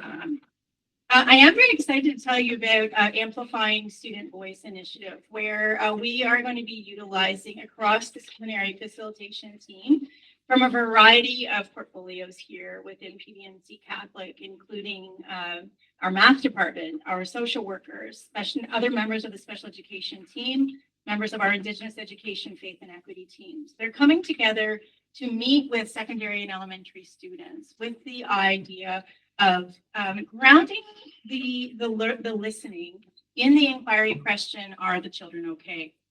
And this stems from those of you who had an opportunity to attend the Black History Month keynote address at Holy Trinity in February. You will recognize where this comes from. So there's going to be a fascinating amount of data that emanates from this, and the idea is to gather that authentic feedback from the first voice, a variety of our students. And it will share insight with all of the members of PVNC Catholic, but particularly members of those departments in terms of our forward planning and contributions in terms of those plans, our mental health and well-being plan, our special education plan, our faith, equity, Indigenous plans. And the idea is that there will be a report generated from this. And when we review that report, the idea is that, we are utilizing medicine wheel pedagogy in terms of, what is this new learning that we have as a result of these synodal sessions, and how do we feel about this new learning? So what is it that this report is telling us? What are our students telling us? How can we make sense of it in terms of, actions that we need to take, which leads us to the north in terms of what are the actions we're going to take to leverage the voice that we've heard from our students. And very shortly, we will be beginning Catholic Education Week, which officially launches on Sunday. And you can see the themes there for this coming year. And of course, one of the highlights of this week is our Catholic Leadership Student Leadership Awards, which take place always on the Wednesday evening. But this year, we also have the opportunity to host the provincial Catholic Education Week Mass, which will be celebrated by Most Reverend Bishop Ween at the Cathedral at 11 a.m. on Wednesday. And so, trustees, if you have an opportunity to join us, that would be wonderful. But we are very privileged to be hosting this event. And lastly, but certainly not least, OCSTA ACO has been working feverishly on a beautiful project that will release information on a variety of saints. Carter, I don't know if you know the magic number of how many of these are generated. I don't know, but they're Yes, you have for sure. And so we are very excited that this is going to be launching. It's a comprehensive, I think, 3 or 4 page document on each saint for use in our schools. And there are a number of saints. As I say, I've forgotten the actual number, but dozens of them have been prepared. And it will just be like a plethora of information that our students will be able, and our educators will be able to use in the classroom. And with that, Mr. Chair, I'm sorry to race through that. I will send you the link so you can get a closer look, but just wanted to be efficient. Thank you so much. Does anyone have any questions or comments? I could listen to that again and again because I'll get something out of it every time. Thank you. That is so exciting. Everything in your report is great. I'm just going to hit on the students on the focus on the saints. So OCSTA ACO is doing that. So it's like OCSTA and it's like seconding our work that we did last year with the Indigenous Influencers project as well. See, I think this is absolutely incredible with our student leaders doing something like this that will go across the province. I tell you, you guys are absolutely incredible what you do as students, really. But this is beautiful. Everything is beautiful. My favorite, next year when there's a Palm Sunday reenactment and we're gonna have that donkey, I want to be there. That's it. That was pretty cute. I'll go station. You're doing it at St. Mary's next year. Sounds like a plan. Any other questions or comments for Superintendent? Thank you again. Moving on to business, finance, and governance. Report. Thank you to those trustees who donated for the gift that the PVNC Catholic Board of Trustees is donating to the OCSTA Toonies for tuition silent auction, and many thanks to Trustee Durst for organizing that. Please refer to agenda item K2 for April's OCSTA items of interest. And that's my report. Moving on to number 2, we have a recommended action from the Committee of the Whole, April 13th, 2026. The 2026-2027 revised school year calendar, interim financial report, school naming report. John Conley, Chairperson of the Committee of the Whole. Thank you, Chair. So through you to the rest of the committee, I have a number of motions I want to bring forward into the recommended actions. And again, this is something we're looking forward from whole. So I'd like to first I'll move, seconder, that the board rescind the February 24th, 2026 approval of the 26-27 school year calendar, and that the revised 26-27 school year calendars be approved as issue education. Thank you, Trustee Conley. A seconder by Trustee Tanguay. All in favor? And that's so moved. Thank you so much. Chair, the second one is that the board receive the interim financial report for February 2026. Thank you. Moved by Trustee Conley, seconded by Trustee Durst. All in favor of that one? That's so moved. Thank you. And then lastly is that the board receive the school naming report. Thank you, Trustee Conley, seconded by Trustee Tanguay. All in favor? Thank you very much. Moving on to number 3. I'm just wondering if we can have a follow-up to that recommended action about the naming. I just wonder if the director could comment on the process and where we're at on that. Sure. That's number 3. That's Next week. It is, okay, because I thought it was on the agenda and I thought, well, maybe this was it. Okay, great, thanks. Go ahead. Record. So thank you, Mr. Chair, and I will turn things over in a minute to the chairperson of the Northglen School Naming Committee. And at the Committee of the Whole meeting last 2 weeks ago, trustees received a presentation on the fruits of that committee's work. Trustees were then given an opportunity to cast their vote through a Google poll on their preferred name that was aligned with the chosen names from the work of the committee, representing the voices of that community, and with the approval of the bishop. And that's where we're at. The trustees have had that opportunity, and I will now turn things over to the chair, not only of our board, but Kevin was also the chair of the school naming committee. And now just for this process too,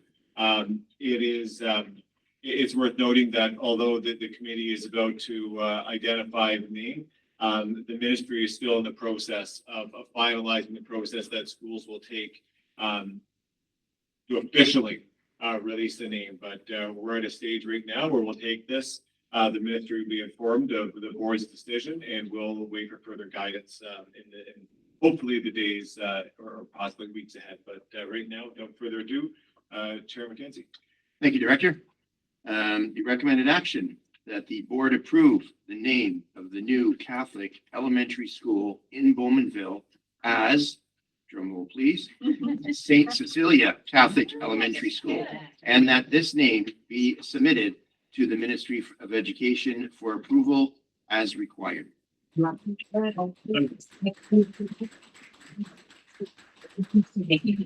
Yes, trustee Martin, I assume you, by I did. clapping, you're going to move that? I did. Okay, thank you. And could I get a seconder, please? Trustee Tenge, and all in favor?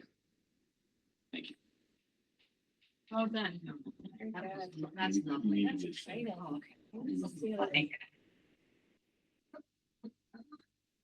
Great Okay, news. moving on to the G, policy development. We've got a recommended action from the Policy Development Committee meeting April 21st, 2026. Kathleen Tenge, chairperson for Policy Development Committee. I move that the board receive the reports and recommendations from the Policy Development Committee meeting dated April 21st, 2026 for publication and implementation. Thank you, trustee Tenge. Could I get a seconder, please? Trustee Leahy, all in favor? Thank you. Okay, moving on to new business under I. We have some two recommended actions from trustee Conley. We'll start with the first one. So thank you, Chair, through you to balance the board. These two motions are brought forward because I think, again, there's a need to reinforce, given all the things that are happening externally, but also internally, the notion of recommitting our support in terms of the chair and also in terms of the procedures. So I'd like to move a motion here, which will go as, whereas the Board of Trustees is guided by its multi-year strategic plan, grounded in the pillars of Inspire, Thrive, and Connect, which could collectively call for respectful, accountable, and faithful learning and governance environment. Whereas the Inspire pillar commits the board to cultivating responsibility, accountability, and respectful engagement in all aspects of its work. Whereas the Thrive pillar emphasizes the importance of safe, inclusive, and supportive environments where all participants feel valued and able to contribute meaningfully.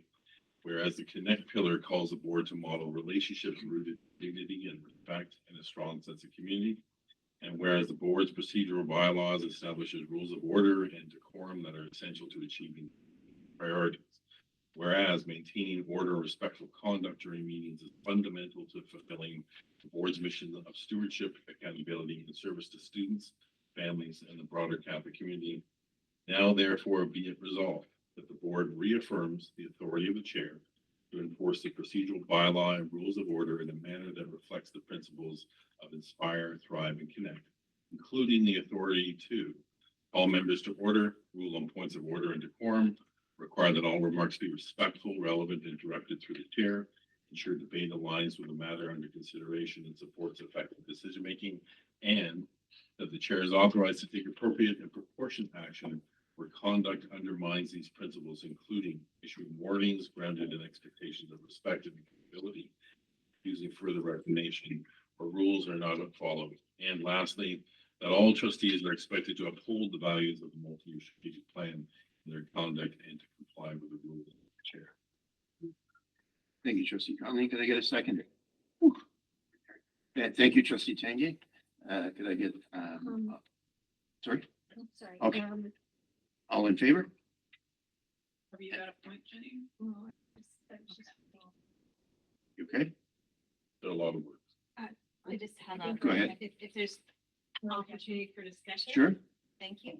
I thank you, trustee Conley, for putting this motion forward. I think it's really important that we do that, and in particular to support our chair that we have, and and just to provide, reaffirm our support of our chair and our vice chair and our board, and also these are good reminders. That we follow codes of conduct and treat each other in a respectful manner, and I know we aim to do that. So let's continue. Thank you. Thank you. Moving on to number two. We did do all in favor.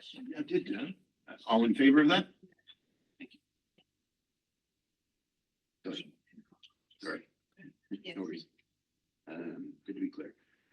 Okay, so the second one, trustee Conley. Thank you. And again, I covered some of the reasons as to why I'm bringing this forward and the need to do so. There is an imperative. So strengthening code of conduct enforcement is a motion I'd like to bring forward. Whereas trustees are required to uphold the trustee code of conduct as established under the Education Act.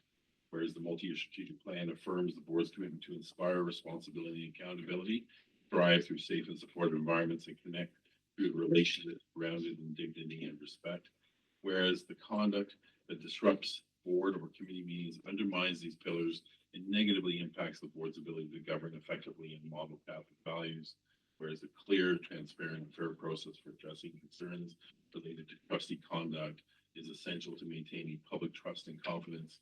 Whereas the board is committed to ensuring that its governance practices reflect its legislative requirements, strategic priorities, faith-based learning. Now, therefore, be it resolved that the board reaffirms its expectations that all trustees conduct themselves in a manner consistent with the trustee code of conduct and the principles of inspire, thrive, and connect, particularly during board committee meetings and in the broader public domain itself. That conduct which disrupts the orderly proceedings of meetings, including but not limited to repeated interruptions, failure to comply with the procedural bylaw, repeated disrespectful behavior, and or disregard for rulings of the chair, may constitute a breach of the code of conduct, and the trustees are expected to adhere to established rules of order and to model respectful, accountable behavior in all board proceedings, and that concerns regarding trustee conduct be addressed through the board's existing code of conduct complaint book in accordance with the requirements of the Education Act and principles of procedural fairness. And then lastly, that as appropriate, discipline includes sanctions consistent with the Education Act, with censure, removal from committees, reduction of honorarium, barring from meetings, or other disciplinary measures brought forward for board consideration. Thank you, Trustee Conley. Can I get a second? Or I'd be prepared to second that, but I would wonder if we could have a friendly amendment, only because the discipline, I believe, comes from, discipline and sanctions comes from the integrity commissioner. I just don't know that we could. Would you make a motion prepared for that? I'm putting it there if you have. To strike that,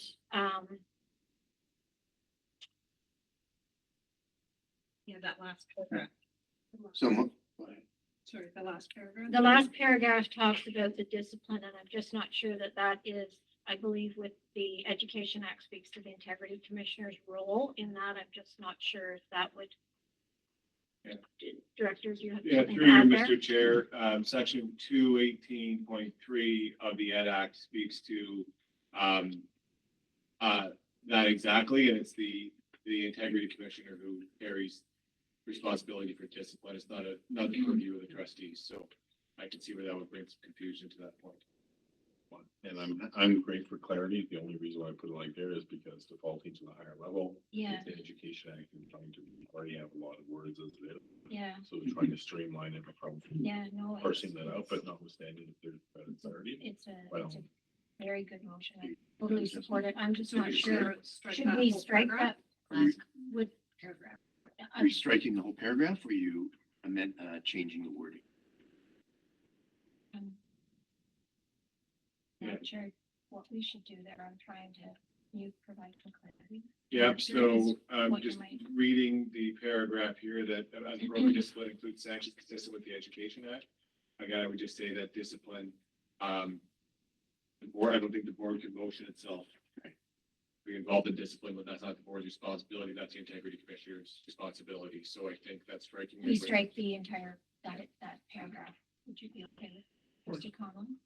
I'm happy to second. it. So with that amendment, you're seconding it? I am. Okay, and all in favor of that?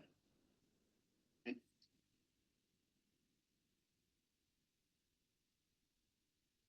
And moving on to 3, we have a motion from Trustee Glover, who is absent.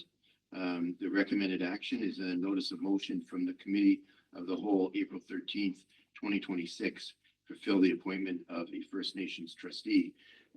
Could I get, is there anybody that wishes to move that? Okay, that motion fails for lack of a mover. Moving on to information items, K. We've got the trustee committee reports, and we've got the Special Education Advisory Committee, April 2nd, 2026. Trustee Tank.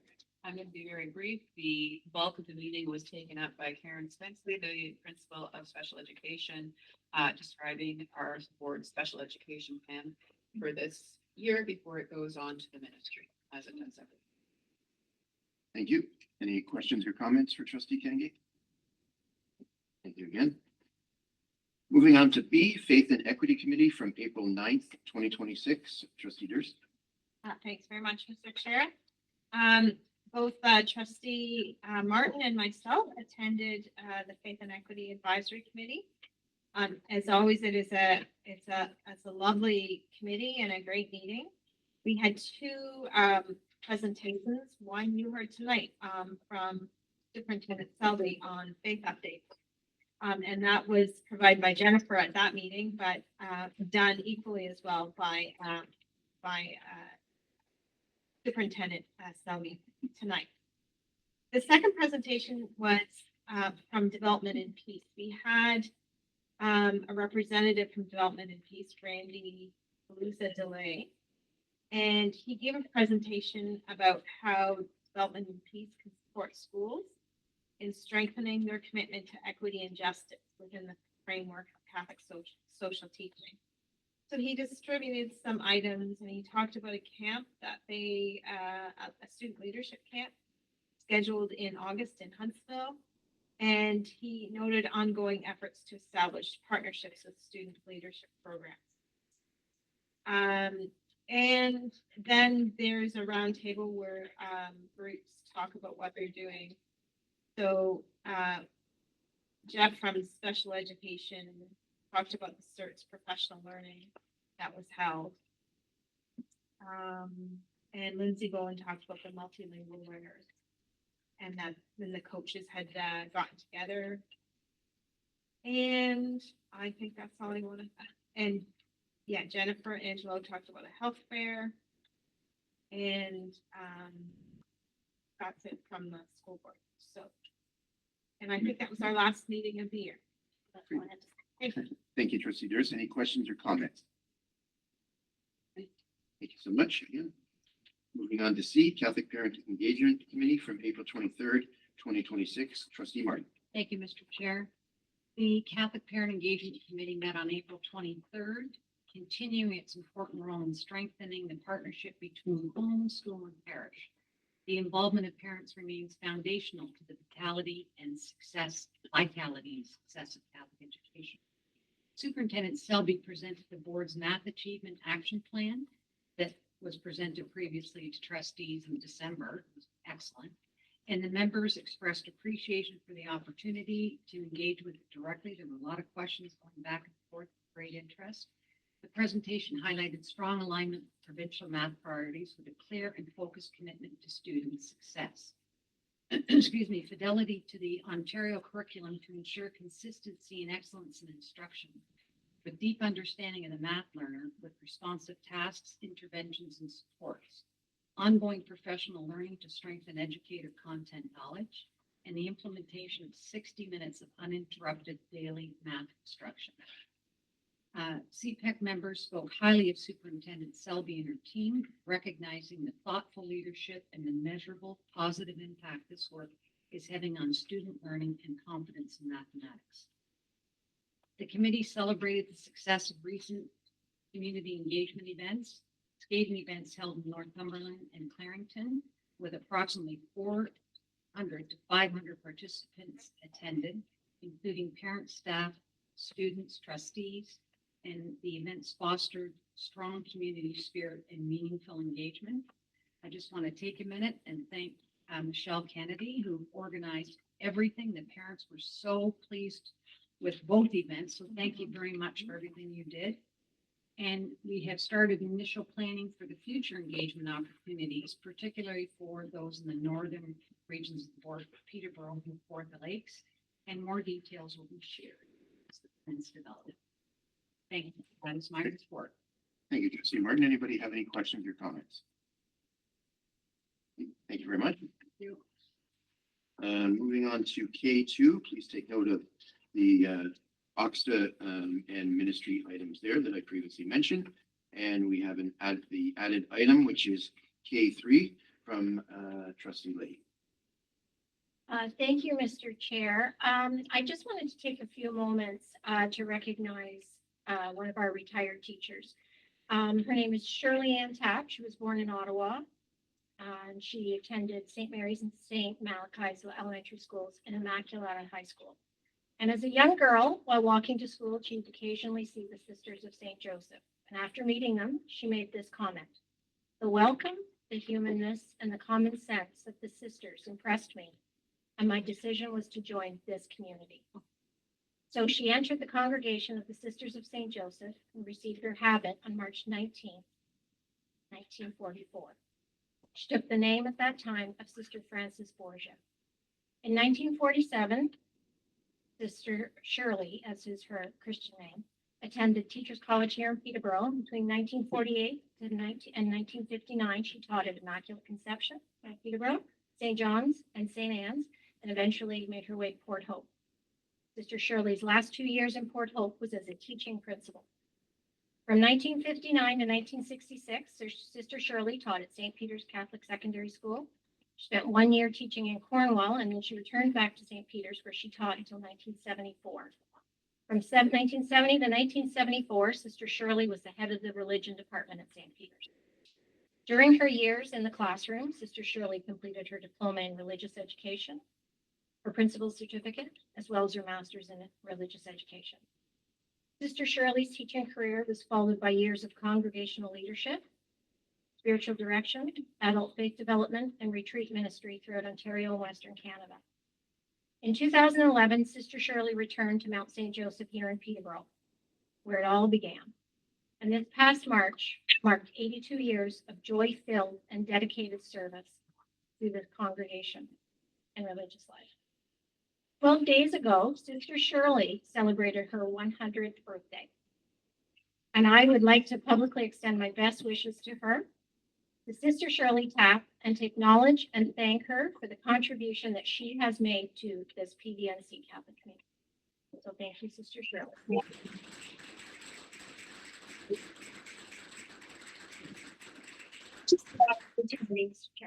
Please give her our best. Yeah. Thank you so much, Vice Chair Lee. Thank you. Moving on to the future board meetings and events that are posted. And conclusion, we have the report from the regular board meeting in-camera session, April 28th, 2026. So the following report includes the actions and discussions from the regular board meeting in-camera session held on April 28th, 2026, with a call to order at P.M, opening prayer, and a motion for the approval of the agenda. There were no conflicts of interest declared. There was the approval of the minutes of the March 24, 2026 regular board meeting in-camera session. Under business, finance, and governance, there was an OCSTA in-camera session report. Under human resources, there was a staffing report and a motion to receive that staffing report. Under conclusion, there was closing prayer and a motion to convene an open session. Thank you, Michelle. Motion to accept that.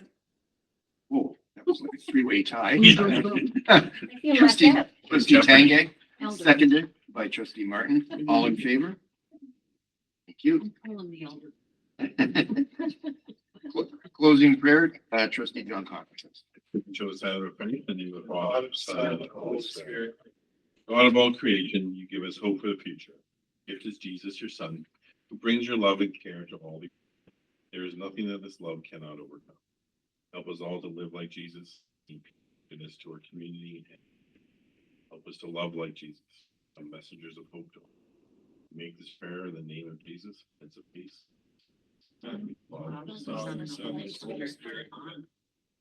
Motion to adjourn. Trustee Tangay, Trustee Martin. All in favor? Thank you. everyone. Wow. Thank you. Thank you.